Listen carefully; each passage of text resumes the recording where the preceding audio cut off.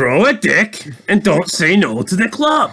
You little bastard. What if Opie said no to the club? I tell you what would have happened. Clay would have grabbed his 9mm, pulled the trigger about 11 episodes early. And Tig wouldn't have had to do his dirty work later on at the end of season 1. Welcome back, guys. Fog Entertainment. We're here for our first Fury Fed after Morrow Mondays. It feels great saying that. Morrow Mondays. Teller Tuesdays. It's going to be my favourite 2 days of the week going forward, apart from the fact I normally work Monday and Tuesday. But other than that, it's going to be good days. It's great. It's fun. Tabby doozy. And we're here to discuss something that happens in the premiere of season 1, and that is with Clay wanting Opie to come along with them so they can basically blow the shit out of some Mexicans. We gotta get our guns back and send a message.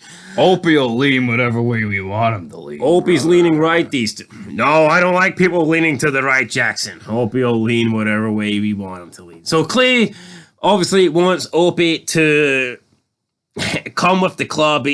Opie's like, he's in the club but kinda not in the club. How would you describe Opie's situation with the club? He's like a Poundland nomad within Sam Crow. And he has to ask his wife if he's allowed to sit at the table. Yeah, I don't really understand Opie at this point. Like, I know they're trying to play this like he's stuck in between two worlds, but see, in this world, you can't be. Riding through this world, down, down, stuck in two places, down, down. You can't be half in, half out. And Opie, he does say yes to the club, but the end result here is basically what this video is. Like, he kind of drops him out anyway. Well, he says he can't really say no to the club or else Clay will chop off both our dicks to Jackson. But Jackson then...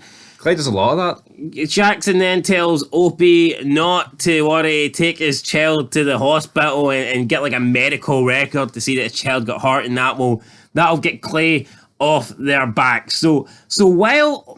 But it's weird because like when Jax originally asks Opie, when he first visits him during like Opie's break at work, Opie... kind of like he's kind of like trying to distance himself away from the club, and then Jackson asks him, "Are you saying no to the club?"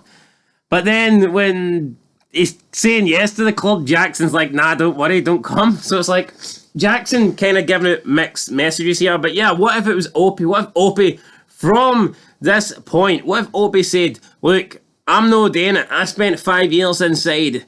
I'm not going back to TJ." And yeah, he basically just says, "I'm handing my patch. I'm riding. I'm going to be a lumberjack for the next 15 years."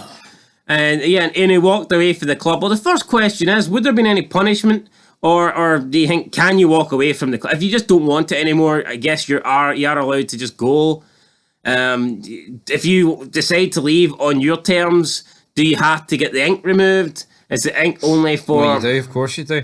But I think the key part of this is, I think there wouldn't be No, I don't think you should. I think if you leave on your own accord, I think you should be able to keep the ink. I think it's only if you get kicked out you should have to lose the ink. I don't think it'd be fair if Opie... Well, that guy in season 4, in that Arizona chart, he left. The club thought he left on his own accord, but he got the ink and all, wiped it. Does that seem fair to you? It's an MC, mate. Opie done 5 years for them. Yeah, but I think that's why Clay and the gang would let him walk free, because he did 5 years, and it's not like he's leaving here. It looked like he may rat. He did but again, later on in the season, he did 5 years. Why would he rat now? Tig says, he doesn't want to do 5 more. Well, that's a fair fucking point. Like, I think it's a fair point. Five is shite. No, he said 25 more. And when he says that, he's like, Jax looks at him like, that was a fucking good one, you bastard. I've no complaints, Tig. Yeah, so first of all, I think the club. The clay is set in motion. I think the club would have allowed Opie to leave, and that kind of changes everything.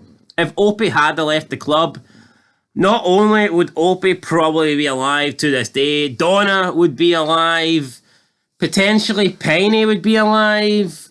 How would things have played out differently with Jax, with Opie no longer in the club?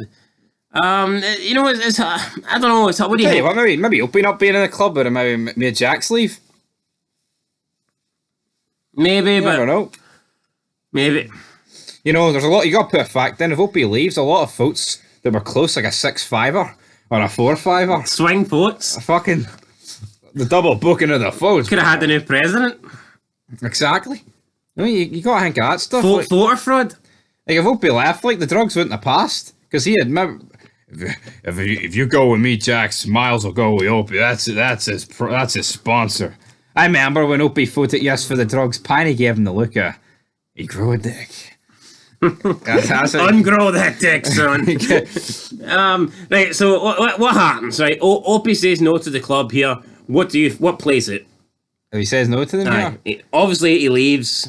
You think he gets his ink removed? He leaves the club. He gets his ink removed, and he's happy to do his own thing. He lives happily ever after. Well, he lives depressed ever after with Donna and shite dinners. That's it. Like financially, what kind of situation would he have been in? A shit one. A shit one. Shoestring. I mean, you can imagine. Yeah, all those dinners where you see Gemma cooking all the great food, and then you've got Donna probably with a microwavable fucking frozen peas or something. You know, it wouldn't be the same. I know. Sweet corn on the cob, beer. Opie's probably drinking their own piss that's been stored up in balls. Piney's piss? Piney's piss. Get it out of your local fucking... Double P, brother. Anyway, that's what would have happened. Opie would have just been able to... He actually would have had a better life if he just said no to them, rather than trying to be loyal to the end and getting his wife killed and then himself. Yep, and his kids grew up with it. Fucking grandma, Winston. What was it Gemma said to Donna? Sam Crow is the glue that will always be there. It's the glue you don't fucking want. It's super glue, but it's not so super. It's like fucking... It's pish. No Gorilla Glue, like it's no, it's Brit stick. It's pish. Anyway, Opie, he'd have left. That's it. That's it for the first Fairy Fib. We'll be back with more. Next week we've got Mondays again. Morrow Mondays. Teller Tuesdays in between now and then. Give them something that they're going to see between now and then. Hit me with it. You're going to get...